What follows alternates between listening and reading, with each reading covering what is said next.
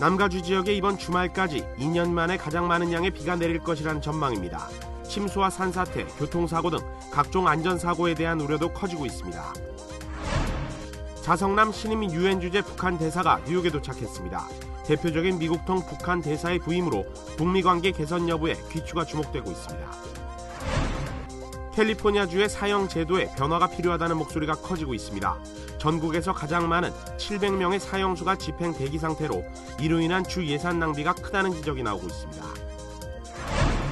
애완용으로 키우던 쥐에 물려 숨진 10세 소년의 부모가 쥐를 판 애완동물 전문 체인점인 펫코를 상대로 소송을 냈습니다. 펫코 측은 조의를 표했지만 과실은 인정하지 않고 있습니다. 제닛 옐런 연방준비제도 의장이 최근 미국 경기고용지표 부진 원인을 분석하고 있다고 밝혔습니다. 양적 완화 축소는 계획대로 추진하겠다고 밝혔습니다.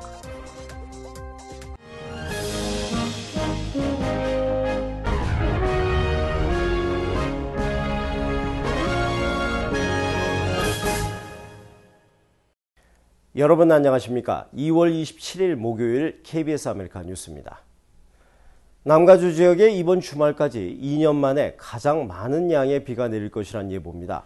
오랜 가뭄에 시달려온 남가주로선 반가운 소식이지만 한편으로 침수와 산사태 그리고 교통사고 등 각종 안전사고에 대한 우려도 커지고 있습니다. 윤범수 기자가 취재했습니다. 어제 밤사이 내리기 시작한 비는 LA 다운타운을 기준으로 오늘 오전 9시까지 1.07인치의 강우량을 기록했습니다. 강한 바람과 파도가 일었던 해안가와 밸리 지역은 최대 3인치의 비가, 일부 산간 지역은 최대 6인치의 폭우가 쏟아졌습니다.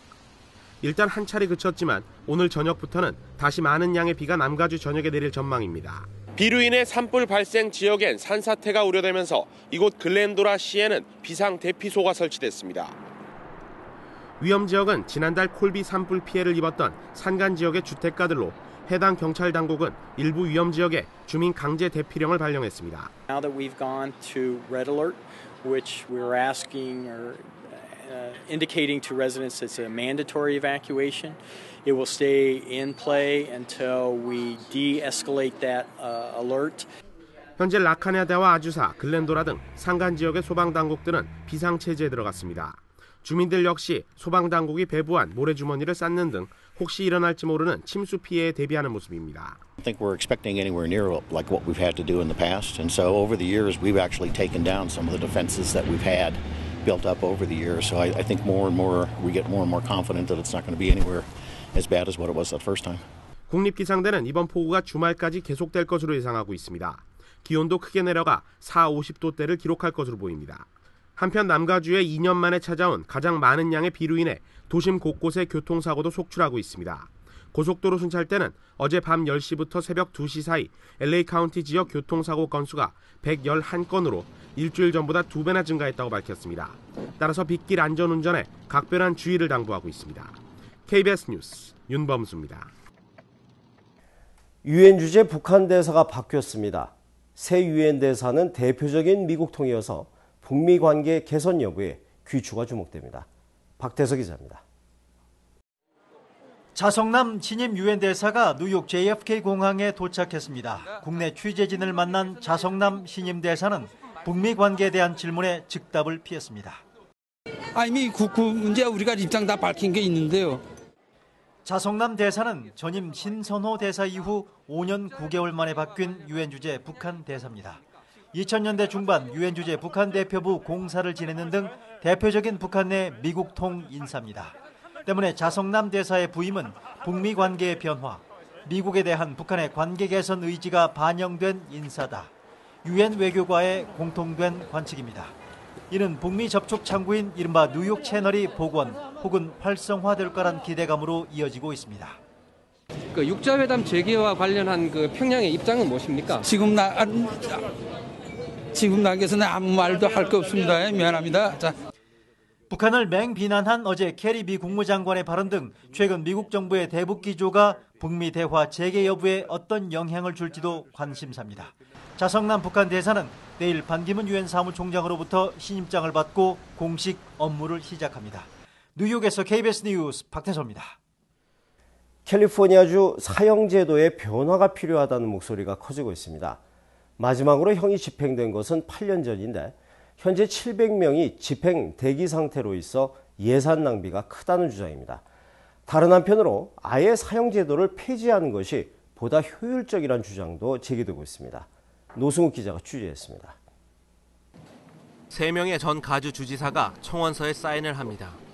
이 청원서는 가주의 사형제도가 문제가 많으며 이를 개선하려면 빠른 형 집행이 필요하다는 내용을 골자로 하고 있습니다. 캘리포니아의 사형이 다시 허용된 이후 40억 달러의 가주 세금이 사형제도에 쓰여졌습니다. 이는 기소에서 형의 집행까지 평균 20년이 걸리는 현행 제도가 집행 과정을 더디게 해 결과적으로 세금을 낭비하게 한다는 주장입니다. Can be heard by a court of appeals faster than the Supreme Court, and the entire process could take 5 years. Another 5 years for the habeas corpus proceedings at the federal level, and you have a 10-year review and appellate process compared to 30 years, and unburden the taxpayers. 이렇게 논란이 되고 있는 사형제도에 대한 또 다른 주장도 제기되고 있습니다. 제도 자체를 폐지하자는 것입니다. 지난 30년간 집행된 사형은 13건, 700명이 넘는 사형수들이 더 많은 세금을 소비하며 사실상 종신형을 살고 있는 것과 마찬가지입니다. 이렇듯 문이뿐인 사형제도를 보석 없는 종신형으로 바꾸어 세금을 더 절약하자는 설명입니다.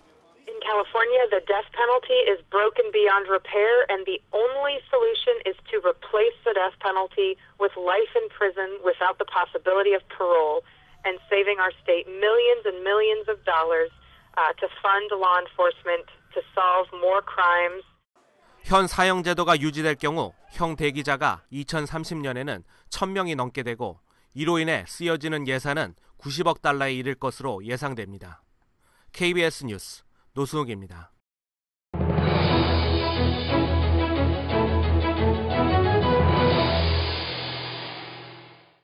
술과 담배, 마약 등 각종 중독성 물질에 청소년들은 항상 노출되어 있는데요. 자녀들이 이런 물질을 은닉하는 방법도 매우 다양하다고 합니다. 관련 세미나가 버지니아에서 있었습니다. WKTV의 홍은영 기자입니다. 미국에서 자녀들을 키우는 한인 부모들에게도 청소년들의 음주와 흡연, 마약 남용은 걱정거리입니다. 술, 담배 관련 제조업체들은 여러 가지 특유한 맛을 내는 제품들을 출시하고 호기심을 자극하는 디자인과 포장 방법으로 청소년들을 현혹하고 있습니다. The alcohol that's flavored in different ways that really targets the young kids. 워싱턴 가정상담소와 페어팩스 카운티 패밀리 앤 스쿨 파트너십이 공동으로 마련한 이번 교육 세미나에선 약물 복용에 영향을 미치는 요소와 약물 사용의 징후와 증상, 약물 사용의 영향에 대해 전반적으로 살펴봤습니다. 사실 좀 많이 놀랬어요. 놀랬고 이런 일들이 정말 우리 주위에서 일어나는데 너무 몰랐던 것 같아요. 또한 술과 담배, 마리화나를 비롯한 각종 마약들은 물론 청소년들이 어떠한 방법으로 술, 담배, 마약 등을 몰래 보관하고 사용하는지에 대해 실제로 보여줘 이해를 도왔습니다. 청소년들은 가진 방법과 도구들을 활용해 음주, 흡연, 마약 남용을 일삼고 있는 것으로 드러나 충격을 안겨줬습니다. 언뜻 보기엔 일반 슬리퍼지만 밑창을 살펴보면 마리화나를 숨길 수 있는 공간이 눈에 들어옵니다. 온라인상에서 쉽게 구할 수 있는 마리화나를 더욱 고운 입자로 가는 기구도 눈길을 끕니다. 인정하고 싶지 않은 불편한 현실이지만 청소년들은 술과 담배, 심지어 마약까지 마음만 먹으면 쉽게 접할 수 있고 유혹에 쉽게 넘어갈 수 있는 것으로 지적됐습니다. 호기심이 가득한 청소년기에 새로운 것을 시도하고 반항의 표현으로 잘못된 선택을 할 수 있기 때문에 부모들은 자녀들을 이해하고 격려하며 관심을 기울이고 대화의 통로를 항상 열어놓아야 한다는 것이 전문가의 견해입니다. 자녀들이 행동 변화를 잘 관찰하고 부모들이 현명한 대처 방법을 익혀 도움을 준다면 청소년들의 음주와 흡연, 마약 남용을 근절하는 데 한 걸음 더 가까이 갈 수 있을 것으로 기대됩니다. WKTV 뉴스 홍은영입니다. 회복세를 보였던 미국의 경제 지표들이 요즘 다시 좋지 않은데요. 제넷 옐런 미국 연준 의장이 지표 부진의 원인은 따져보고 있지만 시장에 푸는 돈을 줄이는 건 계획대로 추진하겠다고 밝혔습니다. 김성진 기자입니다. 옐런 의장이 미 상원 청문회에 출석했습니다.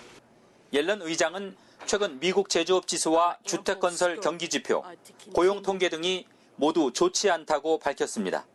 Part of that softness may reflect adverse weather conditions, but at this point it's difficult to discern exactly how much.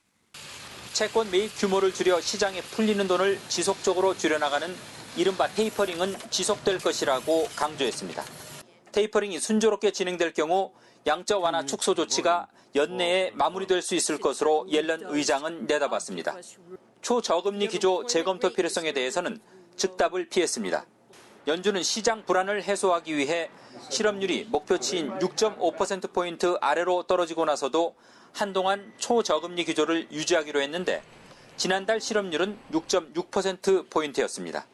옐런 의장은 실업률만이 아니라 광범위한 지표를 함께 고려해야 한다고 강조했습니다. 옐런 의장은 고용시장 회복이 여전히 불안전하지만 올해와 내년 완만하게 개선될 것이라고 전망했습니다. 워싱턴에서 KBS 뉴스 김성진입니다. 북한의 인권 침해가 개탄스러운 상황이라고 미 국무부가 연례 인권 보고서에서 밝혔습니다. 한국에 대해선 국정원이 선거 표심에 영향을 미치려 했다는 주장도 제기됐다는 내용을 포함시켰습니다. 이강덕 기자입니다. 미 국무부가 발표한 2013년 국가별 인권 보고서는 북한의 인권 상황이 개탄스럽다고 평가했습니다. 탈북자 등에 대한 사법 절차 없는 처형과 감금, 고문 등이 자행되는 것으로 보고되고 있다고 밝혔습니다. 보고서 발표장에서 캐리 국무장관은 대공화기를 이용한 처형의 잔혹성을 다시 거론했습니다. Compelling evidence of wholesale torture and crimes against humanity. Reports of people who have been executed summarily and fired at by artillery. 장성택 등에 대한 공개 처형과 생명을 위협하는 수준이라며 정치범 수용소 문제도 보고서는 적시했습니다. 종교와 집회의 자유 박탈 등 광범위한 분야에서 인권이 최악이라고 밝혔습니다. That just last week, the UN Commission of Inquiry compared the regime's actions to those of Nazi Germany or Stalin's gulags. 한국에 대해서는 국정원이 선거 표심에 영향을 미치려 했다는 주장이 제기됐다는 내용을 포함시켰습니다. 인권 보고서 내용을 놓고 계속 마찰을 빚어온 중국에 대해서는 당국이 기본적인 자유를 계속 제한하고 있다고 지적했습니다. 워싱턴에서 KBS 뉴스 이강덕입니다. 캘리포니아 샌디에고에서 애완용으로 키우던 쥐에 물려 숨진 10살 소년의 부모가 쥐를 판 애완동물 전문점 페코를 상대로 소송을 냈습니다. 할머니로부터 받은 선물이었다고 하는데요. 어떤 사연인지 박영환 기자가 전합니다. 외화들인 10살 에이든에게 할머니에게 선물로 받은 애완용 쥐는 가족이나 다름없었습니다. 2주가 지났을 무렵 에이든은 심한 복통과 함께 의식을 잃고 쓰러졌습니다. 병원에 옮겨졌지만 고열에 시달리다 몇 시간 뒤 숨을 거두었습니다. 검시 결과 애완용 쥐에 물려 석여열에 감염돼 사망한 것으로 확인됐습니다. I never ever considered that I had to worry about something, a pet that I bought at the pet store. 논란을 일으킨 쥐를 판 곳은 미국 전역의 체인망을 갖춘 애완동물 전문 판매점 페코. 페코 측은 에이든의 사망에 조의를 표했지만 과실은 인정하지 않고 있습니다. No parasites, no diseases. Is there any, danger at all in getting in? Might bite a little bit.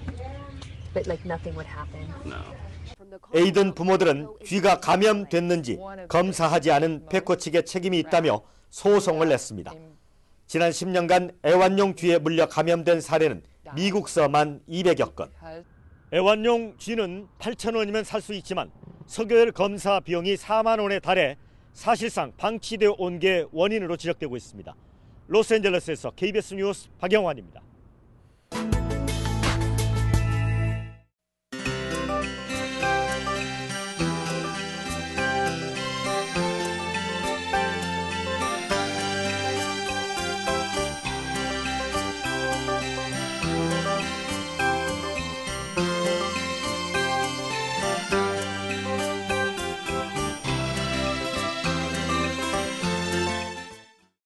목요일 밤 KBS 아메리카 뉴스를 마칩니다. 시청해 주신 여러분 고맙습니다.